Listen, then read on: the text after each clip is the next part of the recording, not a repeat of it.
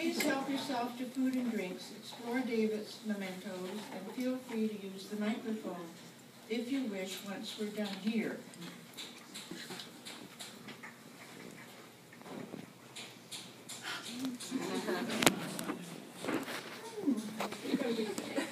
Thank you, Mom. Oh, I have to give you permission. Yeah. Because you've all been here one way or another. Okay. I'm okay now.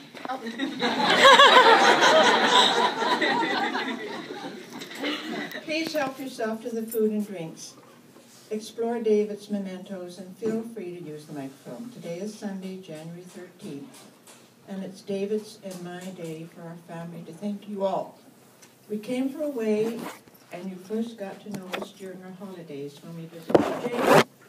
In 2005, as David was drifting into Alzheimer's, we decided to move to Salt Spring, and we enjoyed the ever-changing tides of Booth Canal at our new home.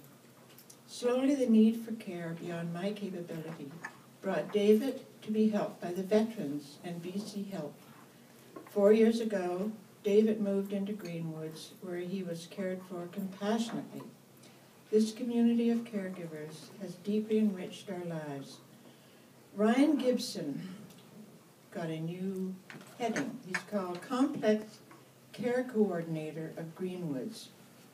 To explain Ryan's title, Complex Care Coordinator, here is a quote from Jean Taylor, Board Chair of the Greenwoods Elder Care Society, 2008-2009. Quote, economic conditions exert growing complexities to deliver of quality service and provision of safe environments for clients and staff. And advocacy for real client need is an ever-changing political climate, in an ever-changing political climate.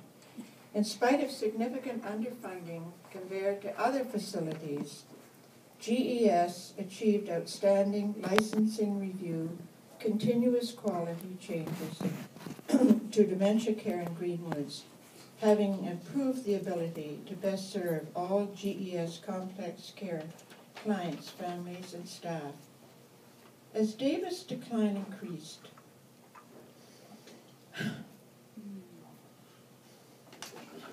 he was fortunate to be admitted to the newly installed dementia care unit, an ongoing process of upgrading of a limited architectural facility and increased demand for care.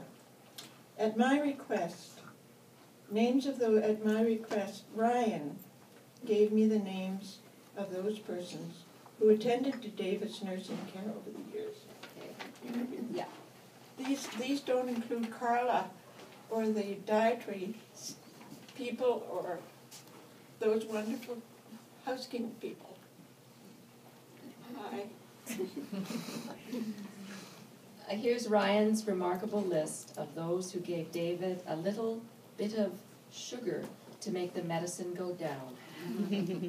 Amanda, Simon, Ellen, Robert, Sophia, Sonia, Bess, Diana, Elaine, Darlene, Heather W., Janice, Georgia, Hugh, Flora, Robbins, Adria, Janice, Cheryl, Jenna, Diana, Bert, Bonnie, Oria, Unda, Giz, Cindy, Debbie, Lori, Diane, Peter, Jill, Linda, Odette.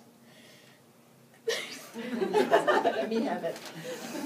Claire, Catherine, Heather H., Christina, Kirk, Patty, Arnica, Kevy, Deborah, Vivian, Natasha, Darcy. Can you believe it? Wow. Thank you all. Yes, thank you.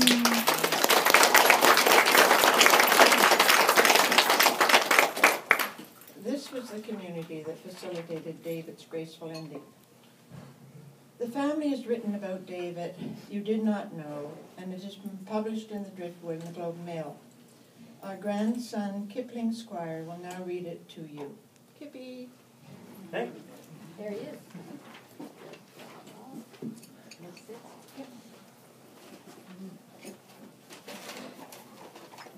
All right. David James Lewis, an intrepid psychiatrist, artist, and intellectual, died January 1st, 2013, in his 93rd year in the Greenwoods Extended Care Facility, where he was cared for compassionately by his family and his family was present as he passed peacefully into his next adventure. David was born in Montreal in 1920, the eldest of 3 children to Dr. David Slater Lewis and Evelyn Ross Lewis. David studied liberal arts at McGill University while pursuing his love of photography by working as a reporter for his uncle P.D. Ross of the Ottawa Journal during his summer breaks. Soon after graduating in 1941, he joined the Royal Canadian Navy and served as an officer with the combined operations, surviving beach landings in both Normandy and Sicily. Many years later, he and his naval colleagues compiled a 2-volume photo essay of their war years from Saint Nazaire to Singapore.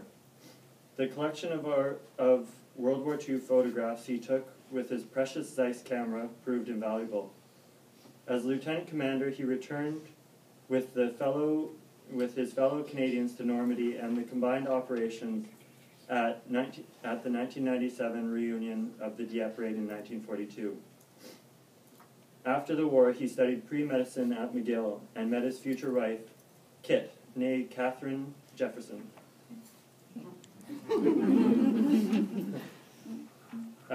Kit was his close companion, his intellectual and emotional confidant, and they had a kind of relationship that was rare for that era. After earning his medical degree at the University of Toronto in 1950, he interned in psychiatry at Sunnybrook Hospital, the Phipps Clinic at Johns Hopkins Hospital, the Maudsley Hospital, and Bethlem Royal in England. He then returned to Toronto to practice at St. Michael's Hospital and teach at the University of Toronto. In 1964, his career took him back to McGill University and the Royal Victoria Hospital. In 1971, political turmoil in Quebec compelled him to move his family and career to Calgary, where he taught and practiced at the University of Calgary and the Foothills Hospital. By that time, he had earned the fellowship of the Royal College of Physicians and membership to the Medical Research Council in Psychiatry. David was curious about all sorts of ideas and how they related to the spiritual and psychological landscape. Throughout his formative years, he was inspired by his meetings with Carl Jung, J.B.S. Haldane, Naomi Mitchison, R.D. Laing, and others. David was an early adopter of the new methods in psychotherapy and took part in research into therapeutic uses of hallucinogenic drugs. His creative and progressive approach was reflected in various undertakings, including the establishment of the Mood Clinic at the Foothills Hospital.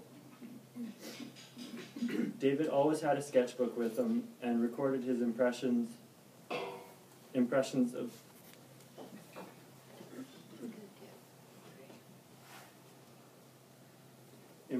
the world and people around him with. It's okay. This is the part Kippy will know. Oh, darling, that's okay.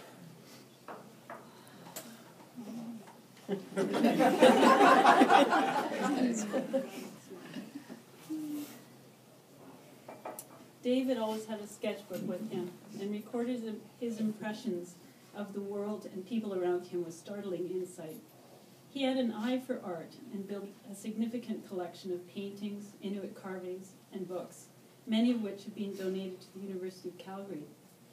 In spite of his loss of hearing, music delighted him to the end of his life. David is survived by his wife of 63 years, Kit, children David, Anne, Peter, Jane, and Naomi, and his brother John Lewis. He was preceded in death by his sister Marjorie.